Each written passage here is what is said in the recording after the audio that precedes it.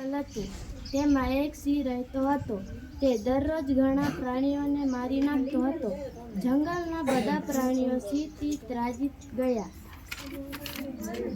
એક દિવસ બધા પ્રાણીઓ સિંહની પાસે ગયા. તેમણે સિંહને કહ્યું, વનરાજ, અમે તમને રોજ એક પ્રાણી તમારા ખોરાક માટે મોકલી આપશું. તમે બીજા પ્રાણીઓનો શિકાર કરશો નહીં.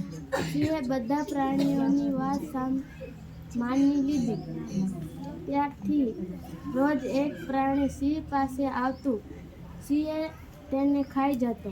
હવે સિંહને ભોજન માટે શિકાર કરવા જવાની જરૂર રહી નહીં.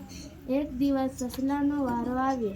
તેણે સિંહને મારી નાખવાની એક યુક્તિ કરી. તે સિંહ પાસે મોડો ગયો. સિંહ સસલા પર ગુસ્સે થયો. સસલાએ સિંહને કહ્યું કે બીજા સિંહ મને રસ્તામાં રોક્યો હતો. બીજા સિંહને બતાવવા સસલો સિંહને એક કૂવા પાસે લઈ ગયો. તેણે સિંહને કૂવાના પાણીમાં જોવા કહ્યું.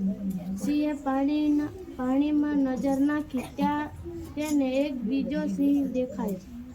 પાણીમાં દેખાતા પોતાના પડછાયાને સાચો સિંહ માની તેણે જોરથી ત્રાડ પાડી. પછી તે તેને મારવા માટે પાણીમાં કૂદી પડ્યો. સિંહ કૂવામાં પડીને મરી ગયો. બધા પ્રાણીઓ ખુશ થયા. તેમણે સસલાનો આભાર માન્યો. બોલો, બુદ્ધિ ચડે કે બળ?